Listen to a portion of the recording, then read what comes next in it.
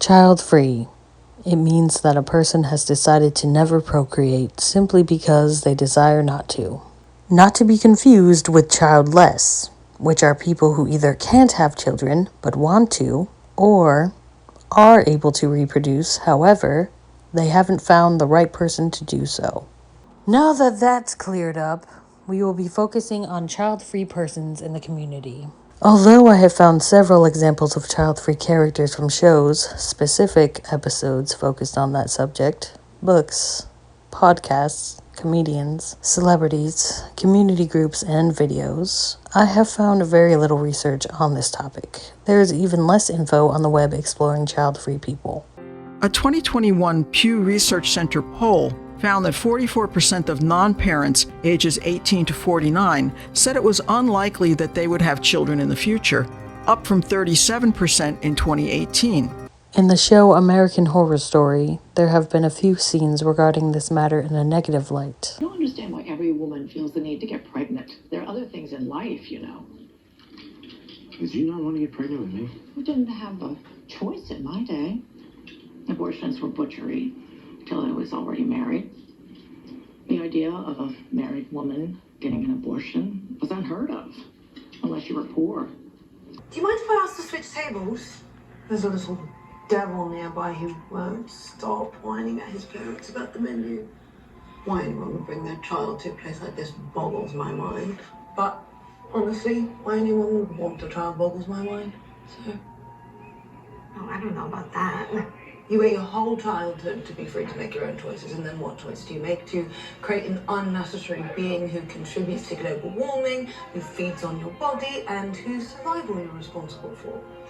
Oh, Jesus, I think this kid is actually bringing out my maternal instinct. I hope there's a pill for that. Besides that, there are many more positive outlooks I have seen and heard, such as these. I've directed award-winning movies, received much praise. I confess that my marriage ended a spectacular failure and I have no children. But I don't have any regrets. Only that film weighs on me now. Do you have any deal breakers when it comes to dating? I don't wish to be too excessive here, but, well, okay, I know I cannot handle having children, so I do not wish to have children. I definitely would like for a partner who has a reliable source of income. I don't want a partner who is lazy and doesn't do anything to challenge and improve themselves. Hi, I'm Dan, and I am contributing to the extinction of the human race because I don't want kids. I'm actually just a little depressed with the state of the world and not sure if I want to keep adding to it. I struggle to get a base amount of Mario Kart into my schedule to maintain my fragile mental health, so no, I do not want to maintain a whole ass life. I still very much feel like I am working out who I am, what the hell life is about, and how I even feel about this place, so the idea of something else becoming my priority does not seem appealing. If I ever did have a kid, I would cherish the fuck out of it. So, I'm not just gonna have a ton of kids, you know, because I actually want to be very involved in their life, if I ever did have a kid. So without any further ado, may I present to you... When did you discover you didn't want kids / what age? Well, I think I've always been indifferent to the notion. And that if it happened, okay, if fate bestowed that, but if it didn't, that was fine too. 18. And I discovered it after my sister had her first child. Before then, I actually wanted kids. I thought I really wanted kids. And once I kind of experienced that, I was like, oh my God, this is real. This just like forever. So that was kind of my first thought that I probably wasn't going to have children. Forever. Forever, so like when you were born? I never wanted it. I just, probably when I became aware that my family was different, dysfunctional.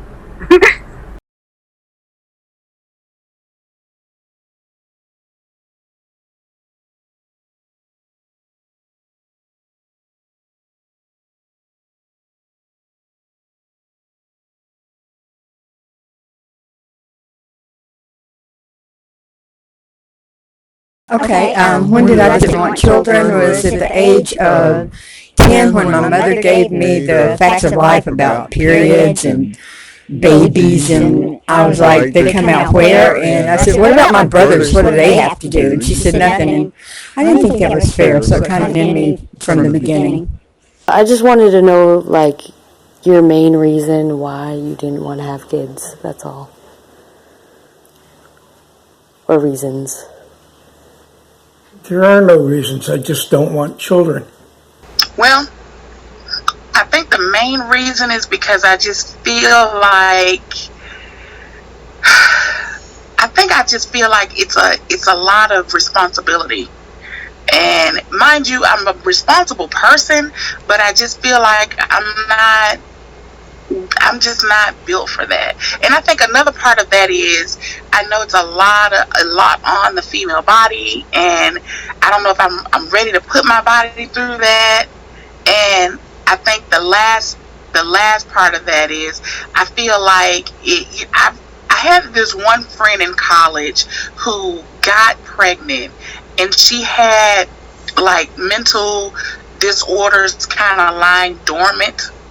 And when she became pregnant, they became very, I guess, merged to the surface, and she developed schizophrenia as a result of getting pregnant. And I always was just like, oh my God, what kind of animal is this?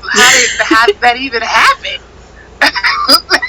So after that, I really was like, yeah, no. And it's so funny because even the relationships that I've been in have, a lot of them have not materialized because of the fact that I don't want children. What are the reasons that you are indifferent to children, like not having them, rather? Well, I suppose that I just don't have that, what would we call it, a common instinct to procreate. Right. That's not a high priority for me. I can feel complete as a person without that. Yeah. I don't feel the need to complete myself by being a parent or having a mini-me or something of that nature. That's never been a high priority for me. Okay. My mom had issues, and I didn't want to pass those issues on to a child. I really never felt that maternal instinct. I did with kittens and puppies, but human babies, I never felt that. Oh, so from the beginning I thought that might not be for me.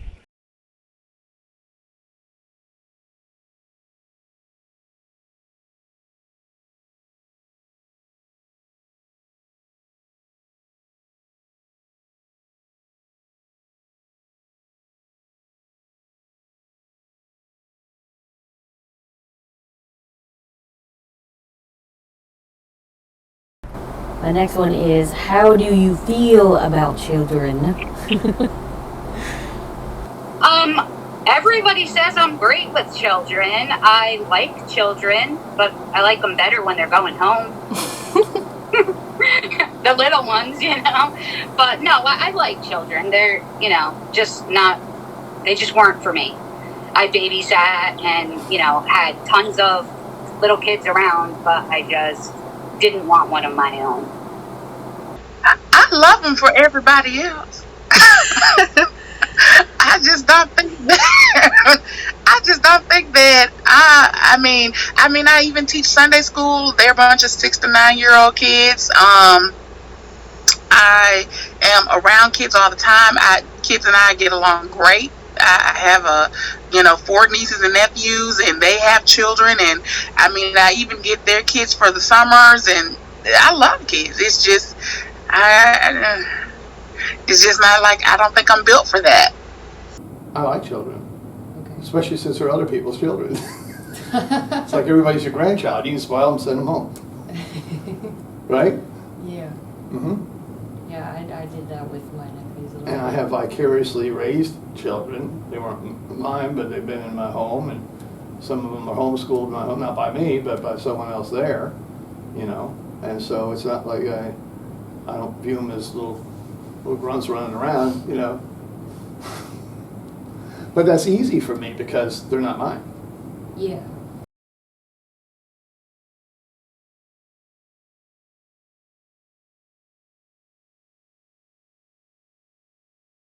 I think kids are okay if they're cooked just right.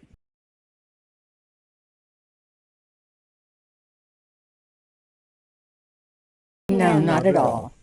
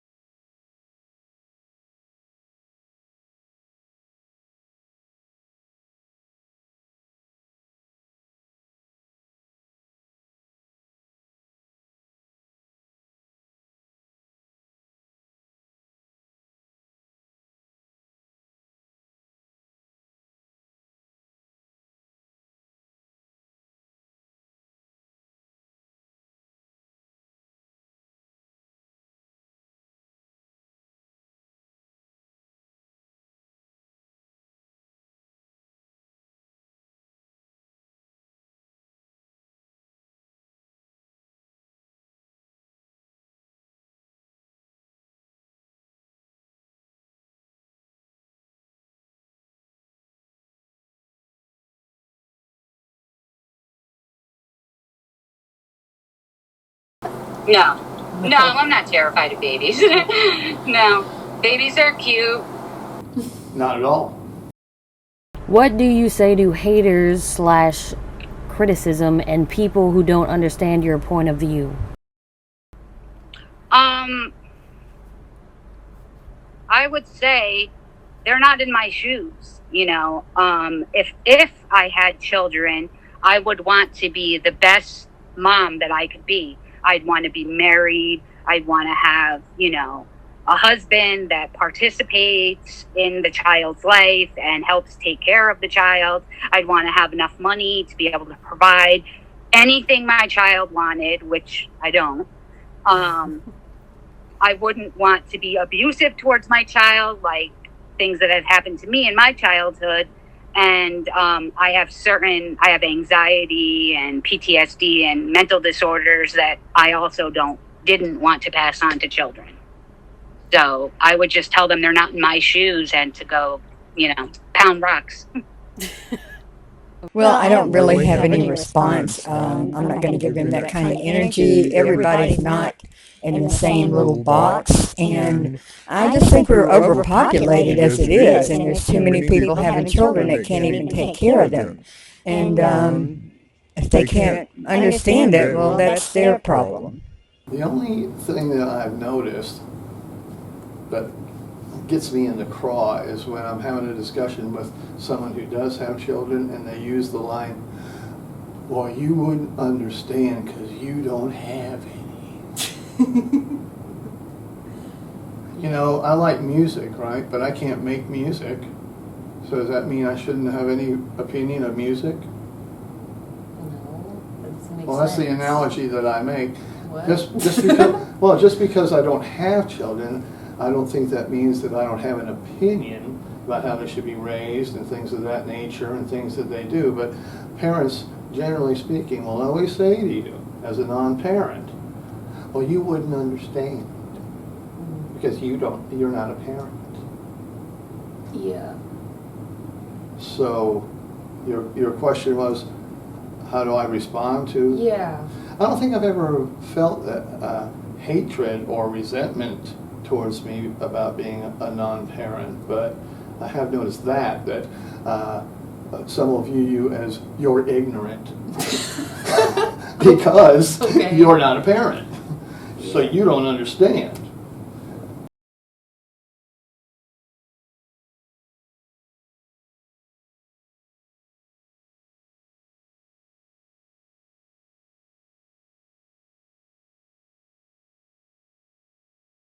It's funny funny you asked that question because I just had a lot of dialogue on that at a dinner Sunday.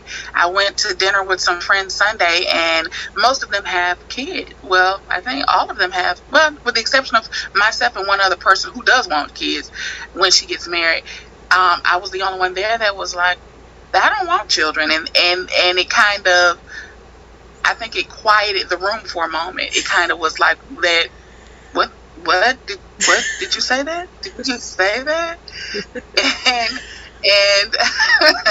and my response was, I saw your blog or your request to someone on a post that I was looking at, and in this post she had done a like a spoken word piece, and in it she said, I like breakable things and I like being the one that breaks them, and that's I'm totally that girl. I'm her.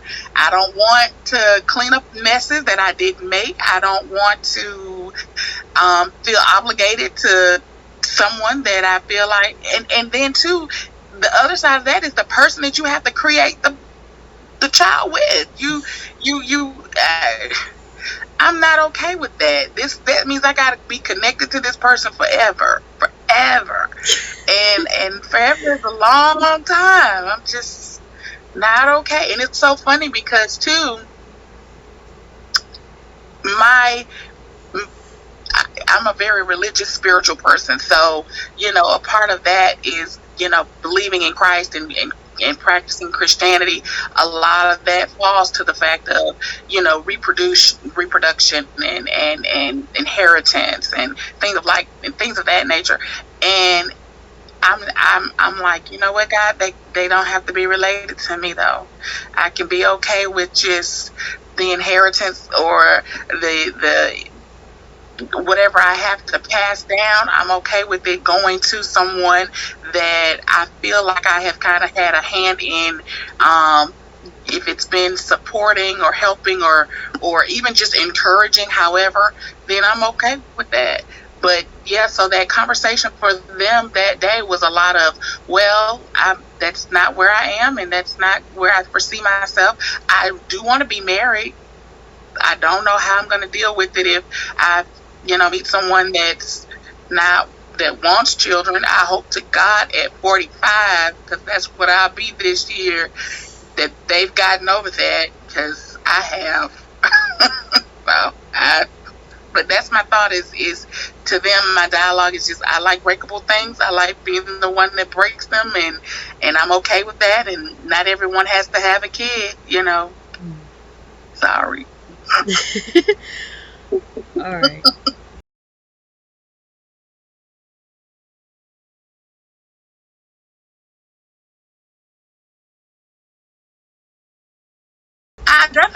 I think it kind of has already become a hot thing. And I think that's because of like whatever you do from a generational perspective. One generation may glean and receive certain things from the previous generation. And I think that as we kind of trickle down, children are kind of a little more on the back burner, so to speak, because now you're seeing more people wanting careers, and even to that point, understanding that the financial obligation to children is expensive. The last time I did a statistical search on raising a child, the average breakdown was over $200,000, and that's just to age 18. So that bars, you're having to bail them out, or having to, if they go to an Ivy League school or pick up or supplement, however, whatever, healthcare, at the end of the day, that's just to age 18. And the expectation is that the average lifespan is about 70, 80. So that's a lot to me. That's a lot. So I kind of am feeling like that it doesn't go away. I think as we kind of mature from a generational perspective to determining whether or not children are still what people feel like makes up the family unit, because I think that's a lot of it too. A lot of people feel like when I am married, then I have to have children, and the pressure is on to kind of beat the clock from a biological perspective and I think even from a financial perspective. So, but I do see that sometimes that is kind of changing. Even with my nieces and nephews, a lot of them, have chosen either no children, one child, at the maximum maybe two. So and I think the family unit is different. The family unit is, you may start a relationship with someone and that morphs into another, relationship with someone else that you may have thought, oh, I was going to live the rest of my life with you, but now I'm not. So I have these other two kids or this one kid from the previous relationship, and I'm okay with that, or I'm okay with that for now. But I do think that, and I do see that there are lots of changes from a generational perspective, from people kind of redeciding, and I think, or either pushing the fact that they have to feel obligated to have children back. So, but at the end of the day, I still say it's kind of to each his own. Well, it's already a hot topic in countries like Japan and China, where they did mandatory birth control. There's only so many people that this earth can provide for. And once this earth is gone, then we're gone. So I think it should be a hot topic. Well, I think to some level, and just by virtue of you doing an interview about it, it is a hot topic. There are a lot of people that over time here have decided to wait longer, and sometimes they find they're too late. It's too late, it's too long, for whatever reason, either physiology or whatever, that they never get around to it. 30, 40 years ago, the norm was, you finish your school, and quite often the woman didn't start a career. Her career was to be a mother. But that has changed, right? So I think on some level that makes it a hot topic all through the last 30, 40 years, wouldn't you say? Yeah, definitely. Everything has become a hot topic. I mean, things that weren't allowed 10 years ago are allowed now. I mean, everything is a topic. I mean, if somebody puts it on Facebook, it could be a humongous topic. I mean, look at what's going on with the COVID shot and, trans people in the LGBTQ community, which I totally, love. But nobody wanted to be labeled like 10 years ago, but now everybody is labeling the shit out of everybody. Super labels. So. Yes, I don't like labels either. Right. Did you hate your childhood? No, I didn't hate my childhood. I got to meet my sister. I got to meet my other brothers that are not. I have a sister and 3 brothers. We are all from different mothers, except for 2 brothers are from the same mother. So, I did not hate my childhood. I got to meet, my sister, and I have her in my life, and that's great. And everything that happened to me in my childhood was a learning experience that helped to make me who I am today. That is a beautiful answer. Thanks. You're welcome. No, actually, I had a great childhood. I think I was the only one that did after I got older and learned how many people were molested and beaten, and I just had kind of like a Beaver Cleaver kind of household, and I got a pony when I was 5, so no, I love my childhood. Sorry. Oh man, no, you're good. I had a fantastic childhood. I loved my childhood. I think that's a part of it too. Maybe I can't recreate that for another kid, because but to that point too, I really grew up under like 3 different generations. It was my mother, my grandmother, and my great grandmother. So it was a lot of family and a lot of support and a lot of love and a lot of, if you kind of got out of line, you knew how far to take it, and you knew where the boundaries were. And I think sometimes today that's not the case.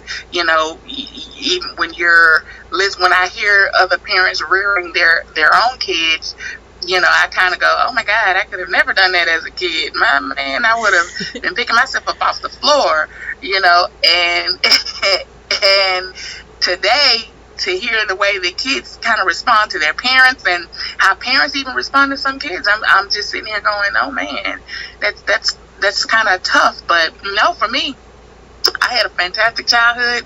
I would gladly encourage anybody to, if you can have family around to help and to really pour into them with you, definitely do that. But yeah, I loved my childhood. I think it was the greatest childhood a kid could have. I wouldn't say I hated my childhood, but I think quite often I was envious of other people's childhoods because mine was a broken home, and we were poor and all of that. And of course, I'm not the Lone Ranger on that, but at the same time, I knew many, students in school, fellow students in school and whatnot that had both parents and they were still miserable. So sometimes I think it was bad, sometimes I think maybe it wasn't so bad. Okay. But I never hated it. I've always been of the ilk that you work with the hand you're dealt. Oh, that's like what Eminem said, but in a different way. What with cards or something, right? You deal with the cards that are dealt. He fell asleep. Whoa. Sorry. Well, this is us. Yeah. You deal with the cards that are dealt, right? Mm-hmm. They're the only cards on the table. And everybody's experience is different. And it's all relative, isn't it? I mean, we live here in the United States. There's many kids that grow up in other countries in the world that have it way harder than us, on so many levels that even in the worst of times here, you're still better than most people in the world. So I've never been a woe is me, why did this happen to me kind of person. Oh. And I think that helped me get through anything I didn't like about my upbringing. Interesting.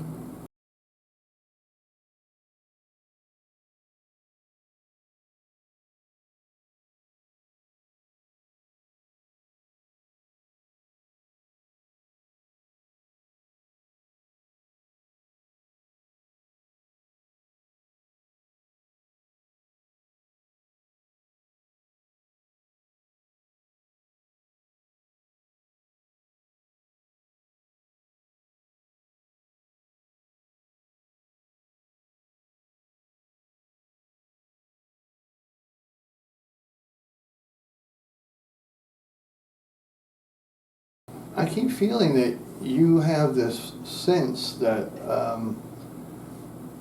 being a non-parent and choosing to be a non-parent it ostracizes us in our society.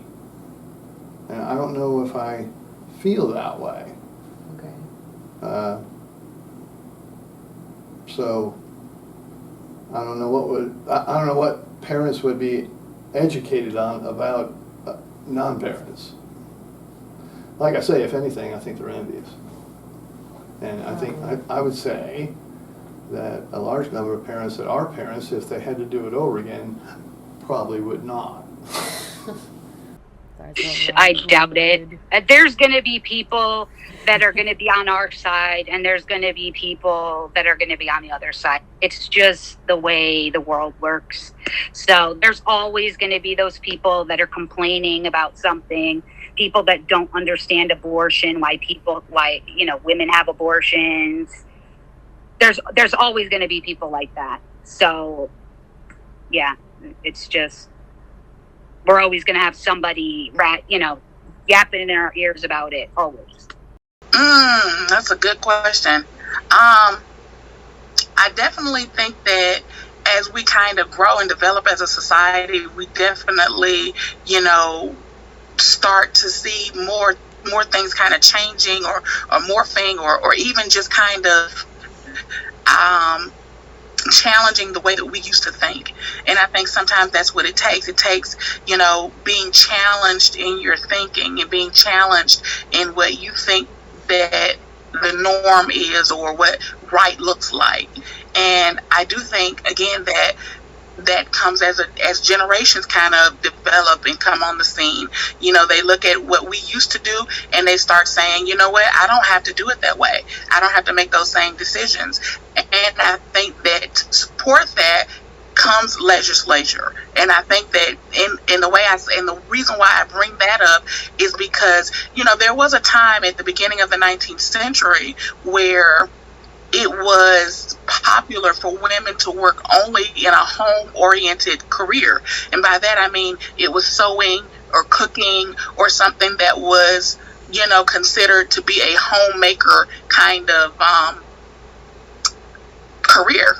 So, and even to that point, we saw even the fact that children were able to work and mine and be in environments that were unsafe, where they were lifting heavy equipment and handling things that they just simply were not designed to handle at that age. Well, as we matured as human beings, and as I think from a population perspective and societal perspective, we started to say, hey, you know what? Women don't have to just accept careers that are more home-based, and children shouldn't be in a place where they are susceptible to injuries at such a young age. And I think that legislature came along to support that and say, hey, we got to have child labor laws. Hey, we got to have women's rights. Hey, we got to have certain things in place that support us from a human perspective going forward. And I think that we still haven't gotten away from that. I think that we still have to say, well, you know what?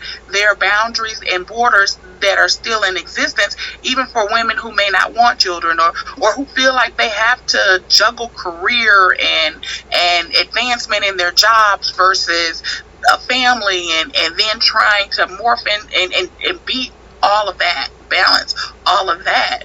And if you feel like, sometimes I have a lot of friends that, you know, were friends of mine from college and all different walks of life that say, hey, you know, it's difficult or it's been challenging for me to want the career, plus want the family, plus want the, you know, to have my own time. I kind of get lost in that shuffle. And sometimes it is about you want the home, you know, the more home-based lifestyle, or do you want more of a lifestyle that is career oriented? And at the end of the day, I think that, again, society is going to have to do more things that's going to have to support that initiative. And especially when we look at the foster care system and when we look at other overbearing systems like the Department of Family and Children Services, you know, you got to do more to kind of help support that family base and to even offer more initiatives to try to encourage that you can do the family thing, but it's got to be done in a way where you're not feeling like you're neglecting something. And I think that's what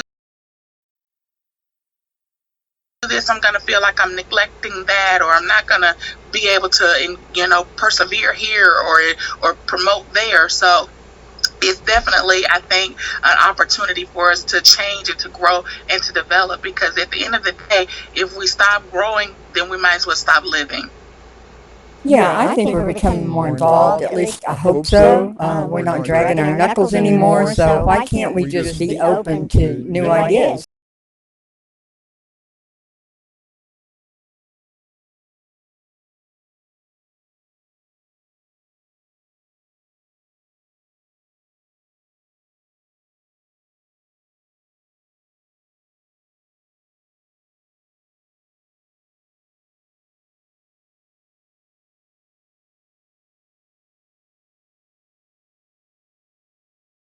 Yeah, I'm treated differently by some people. They look at me like I should be locked up and put in a zoo. I mean, just because it's good for them doesn't mean it's good for me. And everybody, you know, a lot of the women say, oh, but once you have a baby, you'll change. Well, what if you don't? I mean, who wants? I had a good childhood. I would want that for any child. And I think that with me being more educated on what's going on, I just chose not to. That's my right. I think it's probably varied from one person to another. I suppose that some have felt maybe pity that I didn't experience what they've experienced, the being a parent and having an offspring and that special kind of bond, that they say can only be duplicated by having a child, right? And then others, I think, like I said earlier, may actually be envious that I don't have the burden that they have. Because, there's the financial part of it, but then quite often when you've had children and you think you've done everything you could for them and they turn out to be a failure or a disappointment, right? And so there's that side of it that I don't ever have to experience. Yeah. So it's kind of a roll of the dice being a parent, isn't it? Because sometimes no matter what you do, no matter how good of a attempt you make to show them guidance, they still fall on their face. So, and that's got to be frustrating in its own right? So, I come away from it feeling like, you got to take the bitter with the sweet. And my bitter might be not ever having a grandchild. I think for most parents, the joy comes in the grandchildren more than the children. Right? And so I'll never have that. And I'm at a time in my life now where everybody's on Facebook and social media. All I'm seeing is their grandchildren and this, that, and the other, right? And I've got a cat. So. My aunts and stuff have children, and they would be like, surprised that I didn't have, a child. But nobody really gave me a hard time about it. I never dreamed about being pregnant and getting married, and I didn't have those dreams when I was a child because I was dealing with so many other worse things in my childhood. So I didn't really have those dreams that a lot of other children had. So. Well, I think in the beginning, with the guys that I was mentioning earlier that I would date, like the very first guy that I dated, we really were serious, and even though we were young, but we were very serious. And when I introduced the fact that I didn't want children, he was really like, you'll grow out of it. It's okay. You're gonna change your mind. And I was like, no, I don't see myself changing my mind. And he was like, well, I want 5 kids, so yep, you're gonna change your mind. And I was like, yeah, you might want to try looking somewhere else because probably not gonna change it. And so that kind of went on for a couple of years because we were in a relationship for about 10 years almost. And mind you, he was mething his knees at, and by that I mean he was going to become a doctor. He was studying to become a heart surgeon. He was, at the time when we met, he was just an undergrad. I was still in high school, and I eventually got my degree. He got his, and he went on to get into med school, and I went on to get a master's, and he went on to do his residency, and I went on into a corporate career. And afterwards I said, hey, I'm not okay with 5 kids. I'm not okay with any kids. And he was like, so this is how it is. And I said, looks like. So that was that. But over the years, people have I think the main thing that I get is men feeling like, oh, is something wrong with you? You can't, you don't have kids. Now you're saying you don't want kids. Is it because you can't have them? Is something biologically wrong? I mean, are you there? Like mentally, is everything there? Sometimes it's such a off-color remark that they make sometimes to kind of, want to say, I've never met someone that didn't want children or don't have kids, you know, and I think that now it's being understood a little bit more, because I think now that I'm about to be 45, it's like, oh, you don't want kids. Oh, well. And I think somewhere in some people's minds, in the back of their minds, is still, you're gonna change. You're gonna wake up tomorrow and you're gonna want kids. And I'm like, no, that's happening 40, 20 years. I don't think it's gonna change now. But I think, though, one of the biggest things has always been me trying to just kind of encourage people that it doesn't have to be that way. You can still be okay if you don't have children, and if you decide to build a lifestyle without them, or even a marriage. And I think sometimes that's a lot of where people somehow tether off. They feel like, if we don't have someone that looks like us, then we didn't do a good job in this marriage. And I'm saying, well, you know what, if you got that are abandoned every year, and so many kids in foster care, why not adopt? But you know, somehow it just seems to feel like it falls short when it comes to trying to encourage people from that perspective. Because I'm, at the end of the day, just feeling like, well, if you just want something to love or someone to love, then how challenging is that to do? It's not challenging. It's not hard at all. I mean, the Bible says love was God's greatest gift to us. How hard is it to exercise that? It's not. You know, I think we can make it difficult, but I do think that we're kind of, again, morphing more towards that, and I think that people are kind of becoming okay with it. I just wanted to I'm just making sure my camera's still recording. I just wanted to say, like, I wanted to, like, just be like, just get a pet, you know? Right. Right. But you would think that would kind of, and I think that they feel like that's a low blow when you tell them that. Maybe it's like a low blow when they feel like that with when they want children. They say, oh, I don't want a pet. And I do have a lady friend of mine that goes to church with me, and she does just have pets. And you know, and she's always said, you know what, I'm not interested in having children. I'm just, that's not on the menu. I like how he said it's not on the menu. Oh man, that could just sound so dark so easily and quickly. Yeah. Well, my name is Michelle Williams, and I am AKA the #1 church girl Jesus can do it, Shelly Shell. That's my radio hook. Okay. And you can definitely reach me at RM Radio Talk. That's where you can find our show, Relationship Matters. Or you can also connect with me via email at churchgirlspeakschrist@gmail.com.